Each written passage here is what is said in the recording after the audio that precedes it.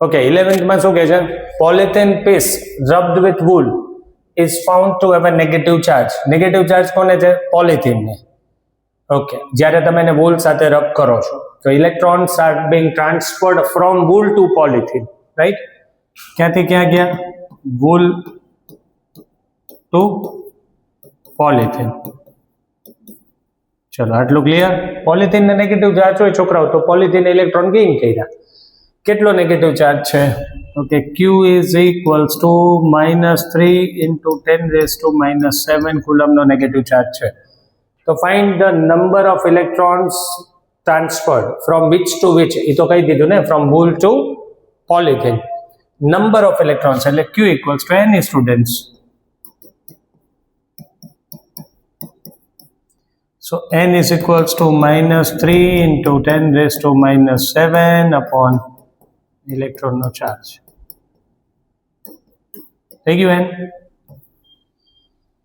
Is there a transfer of mass from wool to polythene? Of course. Electron જાય તો mass તો સાથે જાય ને. તો કઈ રીતે કરશું? એક ઇલેક્ટ્રોન જાય સ્ટુડન્ટ્સ તો 9.1 into 10⁻31 કિલોગ્રામ માસ ઇલેક્ટ્રોનનું સાથે ટ્રાન્સફર થાય. So there are n number of electrons. તો ટોટલ કેટલું માસ ગયું?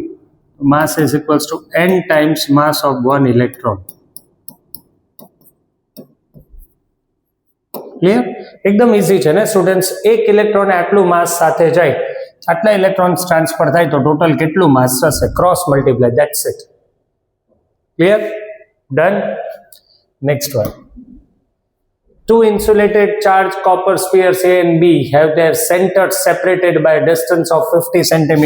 બે copper spheres છે અને બેના centers 50 સેન્ટીમીટર છે. What is the mutual force of repulsion if charge on each is 6.5 into 10⁻⁷? The radii of A and B are negligible compared to the distance of separation. એટલે શું કહે છે? Consider them to be a point charges. અને કુલમ્સ લો point charges માટે જ છે ને. F is equals to K Q1 Q2 by R². એક રે ઓપ્ટિક્સની એક્સરસાઇઝને છોડી દો ને તો બધા ચેપ્ટરની એક્સરસાઇઝ બહુ ઇઝી છે. થર્ડ ચેપ્ટરનું કેલ્ક્યુલેશન પાર્ટ છે. ડન. આટલો ફોર્સ લાગે. આઈ હોપ આ ગોતતા તો આવડશે તમને. Done. Now what is the force of repulsion if each sphere is charged double the amount and the distance between them is half? Okay. Distance between them is half એટલે charge હવે કેટલો કર્યો છે? બંને ઉપર ડબલ કરી દો અને બે વચ્ચેનું જે ડિસ્ટન્સ છે એ તમે હાફ કરો તો હવે કેટલો ફોર્સ લાગે? F dash is equals to K 2Q1 2Q2 upon R/2 નો square. 4 and 4, so that is 16 times K Q1 Q2 by R square. So new force is 16 times the original force, students. Original force અહીંથી તમે ગોઈતો તો into 16. Done. Is it clear? Sure. Next one. Okay, figure shows track of 3 charged particles in a uniform electrostatic field. Okay, uniform electric field માં 3 charged particle ના track આપણને બતાડ્યા છે. Give the sign of 3 charges. Which particle has highest charge to mass ratio? Make sure કે next time question બી બધા complete જ આવે. બે question પૂછ્યા છે. ઓકે, તો બહુ સિમ્પલ છે. પહેલો ક્વેશ્ચન તો બહુ સિમ્પલ છે સ્ટુડન્ટ્સ. જુઓ તો તમે બ્લુ પેન નહીં ચાલે સર, આ લઈ લો. આ પ્લસ બાજુ જે ચાર્જ ડિફ્લેક્ટ થશે તો of course it will be negative. Negative charge positive તરફ ડેવિએટ થાય ને, so this will be negative. First તો સેકન્ડ પણ એમ જ ગયો તો નેગેટિવ, રાઈટ. થર્ડ નેગેટિવ તરફ આવ્યો તો definitely positive. So first and second બેવની પોલારિટી કેવી હશે સ્ટુડન્ટ્સ? નેગેટિવ. કેવી હશે? નેગેટિવ. અને થર્ડની પોલારિટી કેવી હશે? સિન્સ મતલબ નેગેટિવ સાઈડ ડેવિએટ થયો તો the charge will B positive. Okay, બીજું શું કહે છે? Electrostatic field is uniform, right? તો E કોન્સ્ટન્ટ છે. ઓકે સ્ટુડન્ટ્સ, તો એનો મતલબ ફોર્સ પણ કોન્સ્ટન્ટ હશે, force is Q into E. તો એક્સેલરેશન પણ કોન્સ્ટન્ટ થયું કેમ કે માસ ઓફ ધ પાર્ટિકલ્સ, જે બી પાર્ટિકલ હશે કોન્સ્ટન્ટ હશે. તો આપણે ચાર્જ બાય માસનો રેશિયો કોનો સૌથી વધારે છે એ કહેવાનું છે. ઓકે, તો આમ જો તો ડાયાગ્રામથી ખબર પડે કે જે સૌથી વધારે આટલું ડેવિએટ થયું, રાઈટ? એટલે આને વાય ડાયરેક્શનમાં ડિફ્લેક્શન આટલું આવ્યું, આને અહીંયાથી તમે માનો અહીંયાથી હું લઈ લો, સેન્ટરથી અહીંયાથી લઈ લો, ચલો અહીંયાથી આ વાય ડાયરેક્શનમાં આટલું ગયું, અહીંયાથી આ આટલું ગયું, અહીંયાથી આટલું ડેવિએટ થયું, રાઈટ? તો આપણે જોવાનું છે કે Q બાય M કોનું વધારે છે.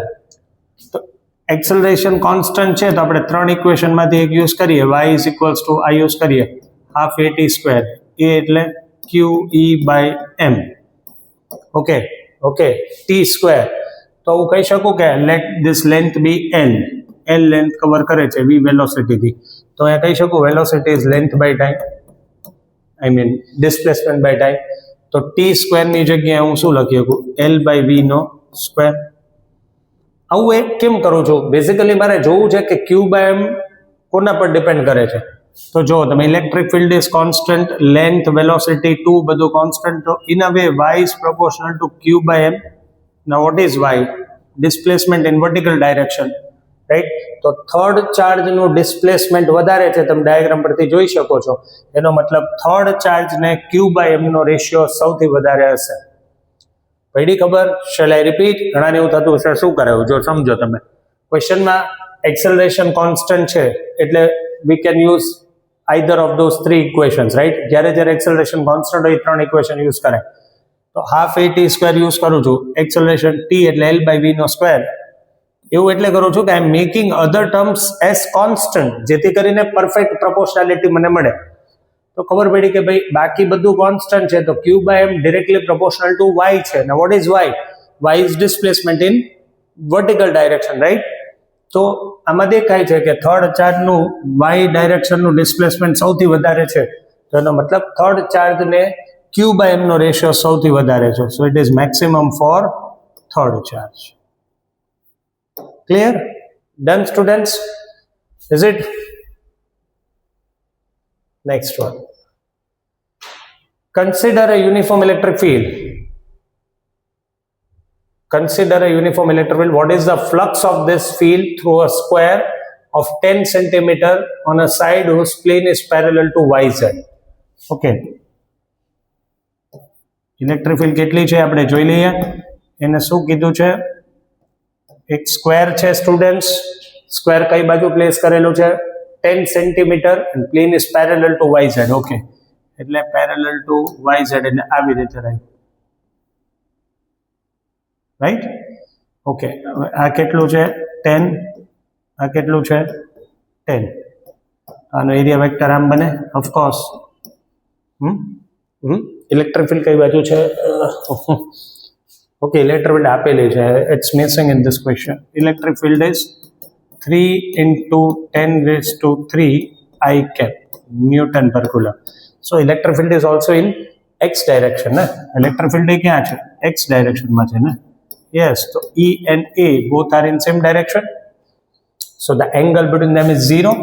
The flux is E dot A.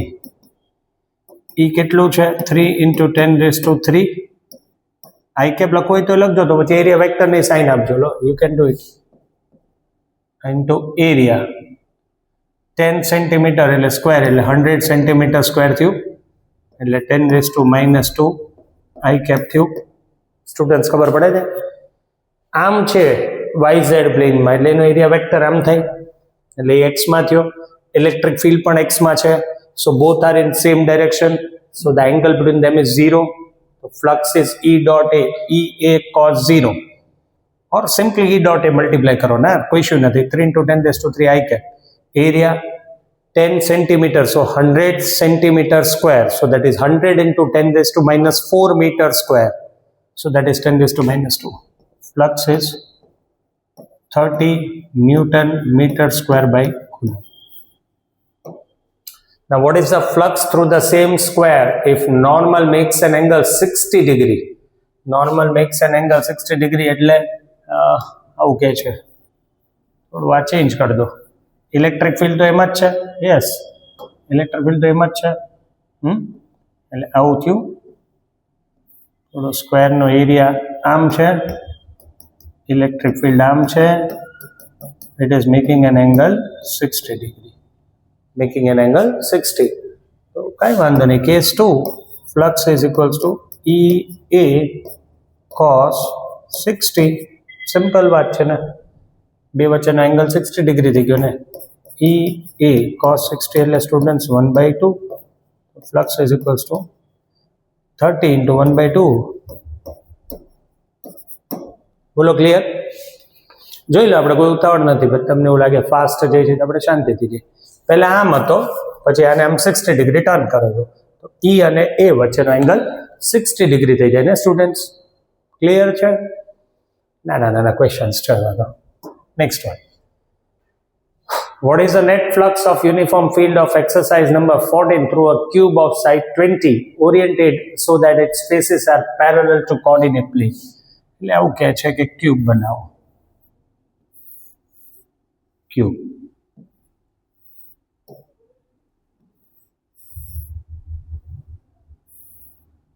Okay. faces are parallel to coordinate plane એટલે એક એનો ફેસ XY પ્લેન ને પેરેલલ હોવો જોઈએ, એક YZ પ્લેન ને ZX પ્લેન ને, તો થઈ જ જાય. જો માન લો XY છે તો આ સરફેસ આ જે છે XY ને પેરેલલ છે, આ YZ ને છે, ZX ને બધાને તો છે. ઇલેક્ટ્રિક ફિલ્ડ કઈ લેવાની?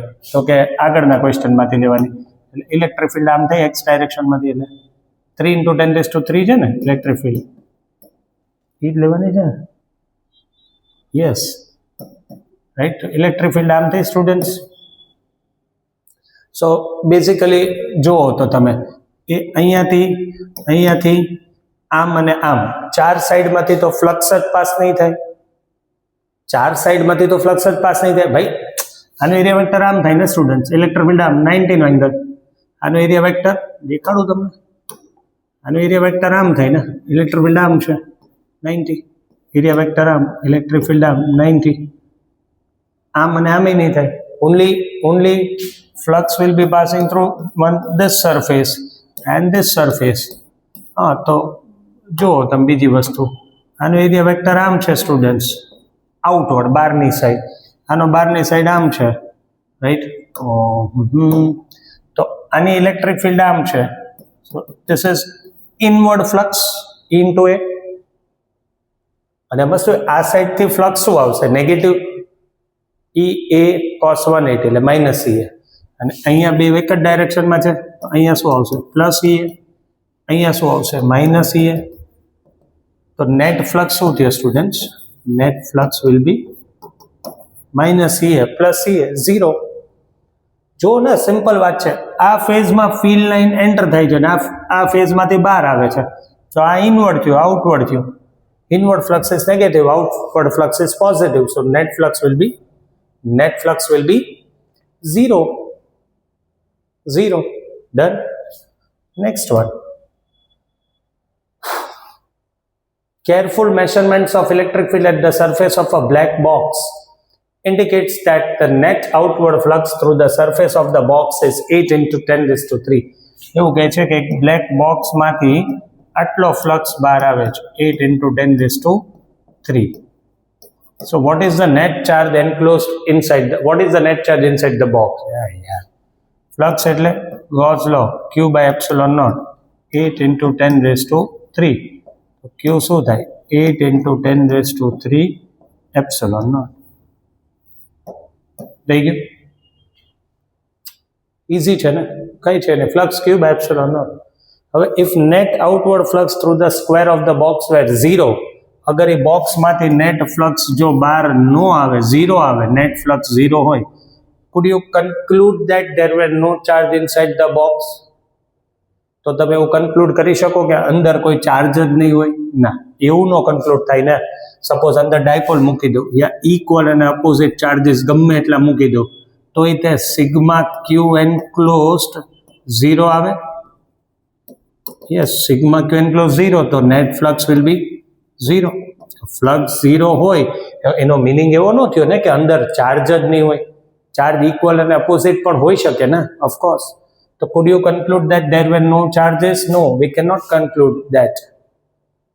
Sure, clear? બહુ easy હતો ને. Mark it as MCQ. I don't think so. Board will ask this as numerical. Done? Clear?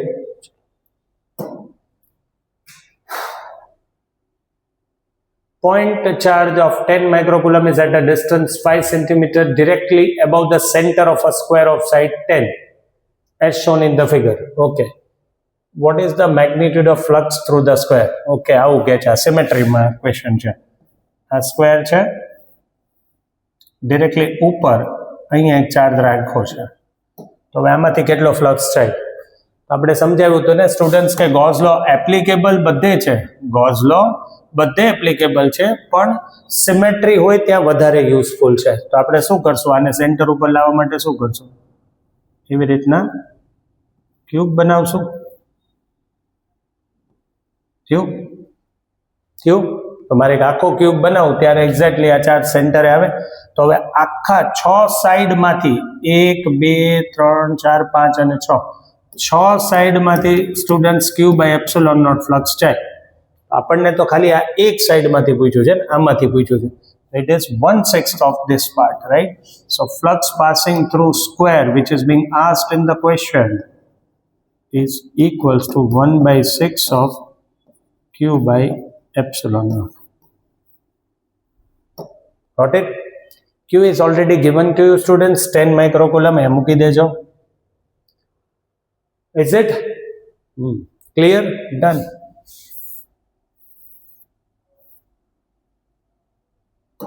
आई जाओ.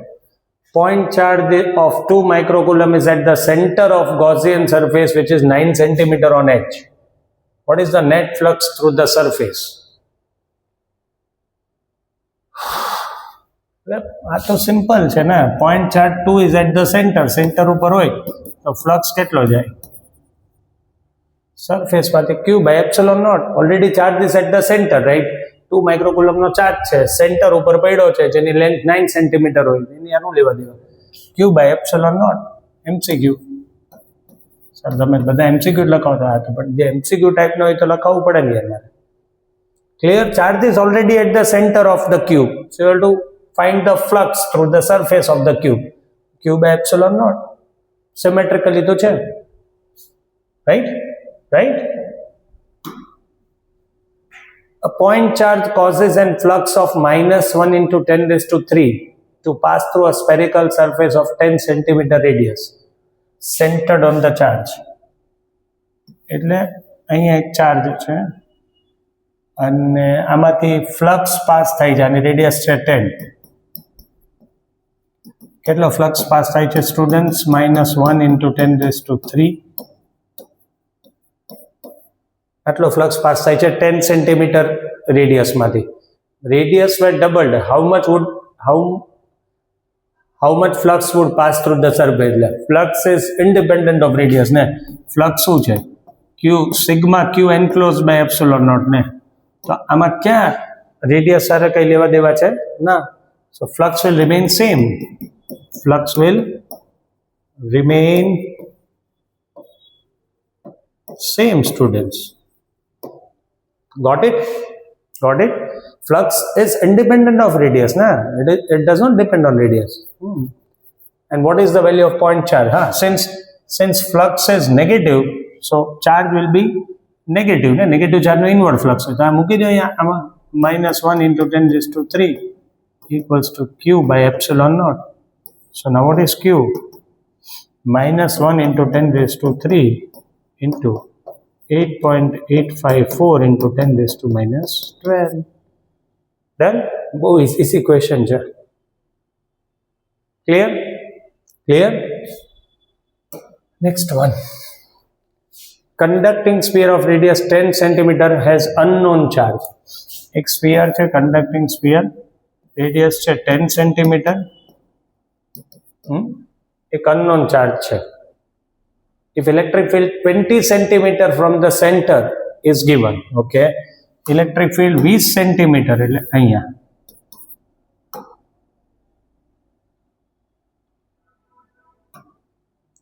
આ કેટલું છે 20 સેન્ટીમીટર. અહીંયા આ પોઈન્ટ ઉપર ઇલેક્ટ્રિક ફિલ્ડ આપી છે. ચાર્જ ક્યાં છે? અનનોન ચાર્જ એટલે કન્ડક્ટિંગ સ્ફિયર હોય એટલે ચાર્જ તો and it is pointing radially inward. Okay, I'll understand. Sorry. Question સમજાવું તમને. આવું કહે છે ભાઈ કે એક કન્ડક્ટિંગ સ્ફિયર છે જેની રેડિયસ 10 છે, એના ઉપર અનનોન ચાર્જ છે. Electric field 20 centimetre from the centre is 1.5 to 10⁻³ and it points radially inward. એટલે આ પોઈન્ટ ઇલેક્ટ્રિક ફિલ્ડ આમ છે, તો એનો મતલબ અહીંયા નેગેટિવ ચાર્જ હશે ને. નેગેટિવ ચાર્જની સ્ટુડન્ટ્સ ઇલેક્ટ્રિક ફિલ્ડ ક્યાં હોય? ઇનવર્ડ ને, ઇનવર્ડ. 20 સેન્ટીમીટર એ કીધું છે ને, આટલી છે. સો this point is outside the sphere ને, outside the conducting sphere ને. So outside electric field કેટલી મળે? As if a point charge is concentrated at the center. Derivation કરાવ્યું હતું, તો આ તમને 2 માર્ક કે 3 માર્કનો ક્વેશ્ચન આવે તો તમારે આ ડિરાઈવ કરવું પડે. E dot d equals to cube epsilon naught કરીને. ઓકે, આપણે નેટ ચાર્જ જોઈ છે, કઈ વાંધો નહીં. ઇલેક્ટ્રિક ફિલ્ડ કેટલી છે? 1.5 into 10⁻³ r સ્ક્વેર. r એટલે 20 નો સ્ક્વેર એટલે 0.2 નો square upon 9 into 10⁻⁹. This is q. This will be the charge. And this charge will be negative because electric field is pointing inwards. Clear students? કેમ આ formula use કરી? તો કે આપણે ભણ્યા છે ને, entire charge is concentrated at the center, એના જેવું બિહેવ કરે. ક્લિયર? ડન? શ્યોર ને? Uniformly charged conducting sphere of 2.4 meter diameter. એક કન્ડક્ટિંગ સ્ફિયર છે, રેડિયસ કેટલી રાખશું આપણે? 1.2 મીટર. ક્લિયર છે students? Diameter is 2.4, so radius will be 1.2. અને સરફેસ ચાર્જ ડેન્સિટી એટલે sigma is given to us 80 microcoulomb per metre square. So what is the charge on the sphere? ભાઈ sigma શું થાય? Q by 80 micro. Done students? Q by A, area of sphere 4 pi r square. So what is Q? 4 pi r square into 80 into 10⁻⁻⁶.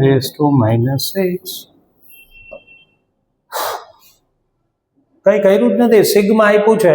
Q by A, area of sphere is 4 pi, surface area of sphere is 4 pi r square multiplied. What is the total flux leaving the surface? તો flux પૂછ્યું હોય students, તો Q by epsilon naught. This will be the flux leaving the surface. Done? Clear? Fine. Next one. Infinite line charge. Okay, this was being asked as MCQ. The MCQ mark kar do. Infinite line charge produces a field of 9 into 10⁻⁴. પહેલો wire નો case છે.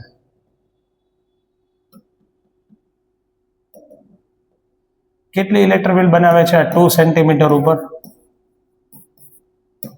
બહુ વધારે થઈ ગયું 2 centimetre, કાંઈ issue નહીં. ચાલો, electric field is 9 into 10⁻⁴. કેટલા ડિસ્ટન્સ છે? 2 centimetre. You are been told to find linear charge density. What is linear charge density? Lambda. Electric field શું થાય? Lambda by 2 pi epsilon naught r. Lambda is E into 2 pi epsilon naught r. That's it. આ formula છે જ ને? Clear છે students? Done? આવડી ગયું આટલું? યુનિટ શું આવે? Coulomb by metre. જોઈ લો. The last one.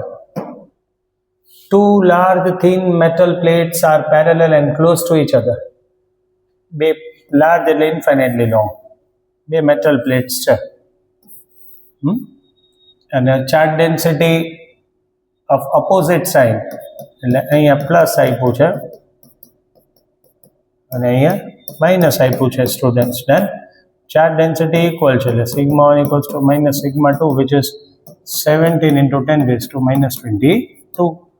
You have to find electric field in the outer region of first plate, second plate and between the plates. એટલે બેસિકલી અહીંયા ઇલેક્ટ્રિક ફિલ્ડ ગોતો, અહીંયા ગોતો અને અહીંયા ગોતો. કોઈ ઇશ્યુ નથી. ચલો, આની ઇલેક્ટ્રિક ફિલ્ડ આ પોઈન્ટ એ ઉપર, બી ઉપર અને સી ઉપર, પોઝિટિવની એનાથી દૂર, પોઝિટિવની બી પોઈન્ટ ઉપર એનાથી દૂર, પોઝિટિવની સી પોઈન્ટ ઉપર એનાથી દૂર, કેટલી પણ sigma by 2 epsilon naught. Yes, એ તો હજી એકની થઈ. હવે બીજાની લ્યો તો કે આ નેગેટિવ છે, હા, નેગેટિવની આ પોઈન્ટ ઉપર એના તરફ, and since it is independent of distance તો sigma by 2 epsilon naught, sigma by 2 epsilon naught થઈ ગયું.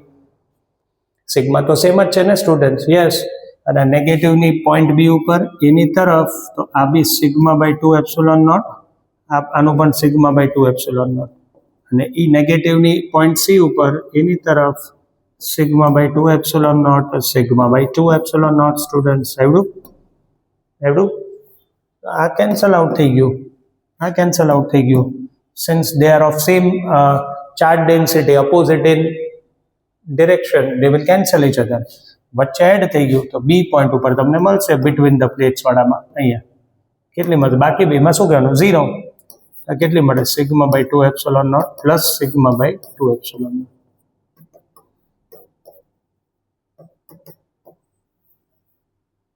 સિગ્મા તો તમને આપેલું છે બાળકો, કુલમ પર મીટર સ્ક્વેર છે. Done. That's all. We have completed chapter number 1 of the textbook. Yes, in the next video, first I will make you to mark a few lines of the textbook which can be asked as board MCQs, right students? And then we'll start by solving the MCQs of Gujarat chapter number 1. Done? Okay, thank you.